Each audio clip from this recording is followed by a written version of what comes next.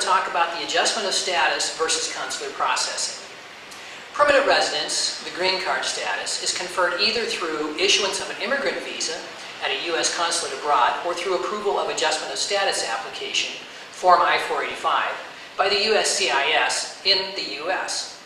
For those present in the U.S., both alternatives may be available.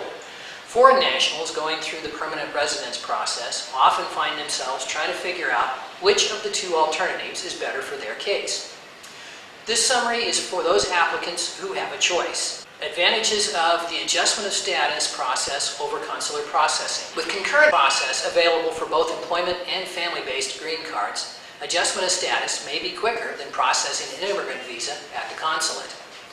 If a child is near age 21, adjustment of status, especially concurrent processing, may protect the child better than consular processing through the use of the Child Status Protection Act, the CSPA.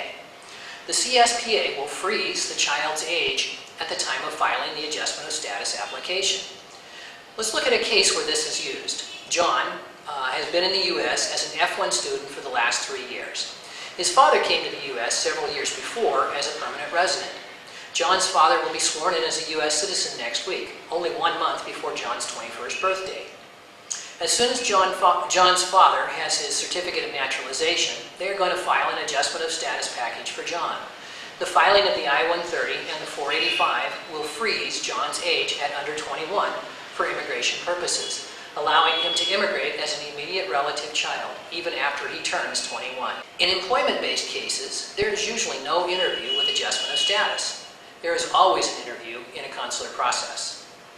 Consular processing may require travel by the principal applicant and family members to the American Consulate in the country of nationality or last residence. Adjustment of status does not require international travel. Attorneys can be present if an interview does occur in the adjustment of status application with the USCIS. Clients have no right to attorney representation at most American consulates. Document availability is another issue, particularly as it relates to foreign police clearance certificates. Police certificates from all countries where the foreign national lived for 6 months or more since age 16 are required in consular processing. If a foreign national has lived in many countries for a substantial period of time, obtaining police clearances from each of those countries, especially those from which they have no present connection, can be difficult and can delay the immigrant visa processing substantially. Police clearance certificates are not required with the adjustment of status cases. Under the AC-21, that's the American Competitiveness in the 21st Century Act, employment-based adjustment applicants are not required to remain employed with their sponsoring employers if the USCIS does not adjudicate their application within 120 days, which virtually never occurs. This flexibility, known as portability, does not exist in consular processing. The adjustment applicant and his spouse and children under age 21 can obtain employment authorization documents shortly after filing for adjustment of status. This may eliminate the need to extend non-immigrant status during the pendency of the adjustment application. However, it may be recommended for some clients to maintain their non-immigrant H or L status as long as possible. It is not possible to obtain an employment authorization document for those foreign nationals living in the U.S. during the pendency of the consular processing of an immigrant visa applicant. If an applicant is subject to a ground of inadmissibility under Section 212A, for which a waiver is available, the advantage for adjustment of status applicants is that the foreign national is in the U.S. and can continue to work and stay with their family while the waiver is being reviewed. Let's look at another example. Juanita entered the U.S. as a visitor 2.5 years ago. She remained in the U.S. because she met the man of her dreams and she could not bear to be separated from him. They finally got married last week. If Juanita were to travel to her home country of Peru to process her immigrant visa, she would be subject to the 10-year bar for overstaying her authorized stay as a visitor. Her husband would have to file a waiver for her, and she would have to remain in Peru until the waiver is approved, and there is no guarantee that the waiver would be approved. However, if she files for adjustment of status, she will receive an automatic waiver of the overstay because she is married to a U.S. citizen. Next step, there are procedures for appealing or renewing a denied application for adjustment of status. There are no such procedures for a denied immigrant visa application.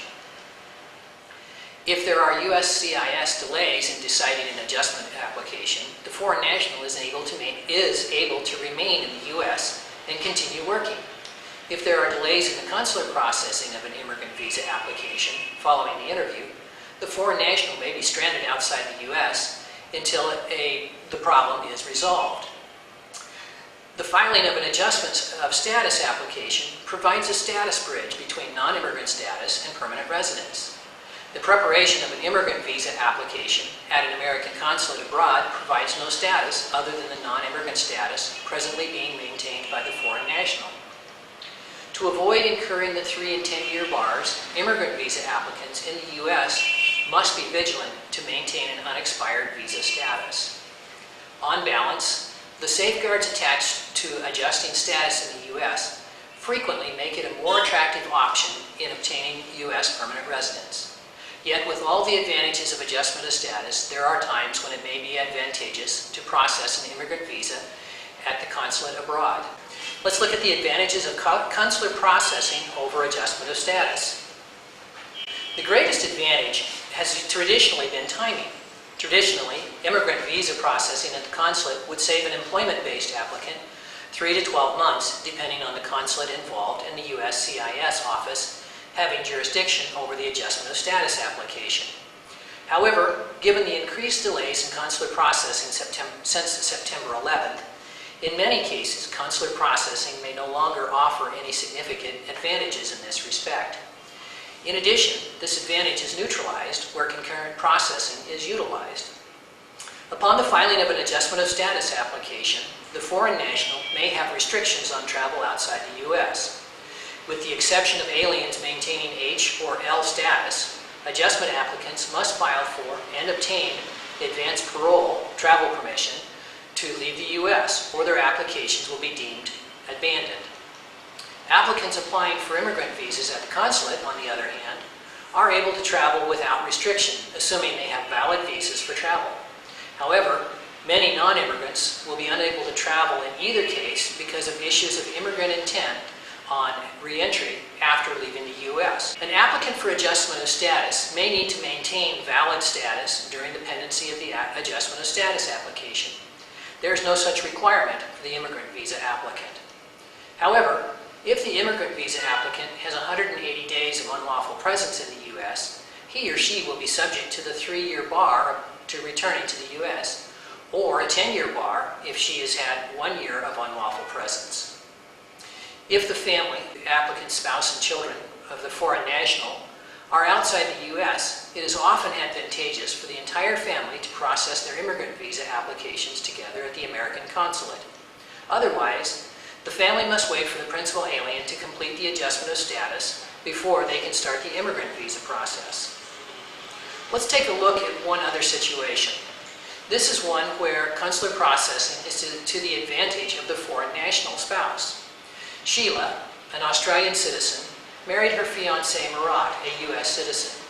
Sheila has traveled to the U.S. numerous times over the 3 years she has been dating Murat. They had the opportunity to marry in the U.S. and have Sheila apply for adjustment of status, but instead decided that because of Sheila's job, that they should get married in Australia and process her immigrant visa at the U.S. consulate there. Sheila is a partner in a large accounting firm in Sydney and did not want to wait the 90 to 120 days it would take to get work authorization through her adjustment of status application before she could work in the U.S. Now, when she enters the U.S. with an immigrant visa, she will be able to start a new job immediately. Let's look at our conclusion: adjustment of status or consular processing. Many factors go into choosing between adjustment of status or consular processing. The relative advantages given above should help permanent residence applicants make an informed judgment regarding the venue for their completion of their case.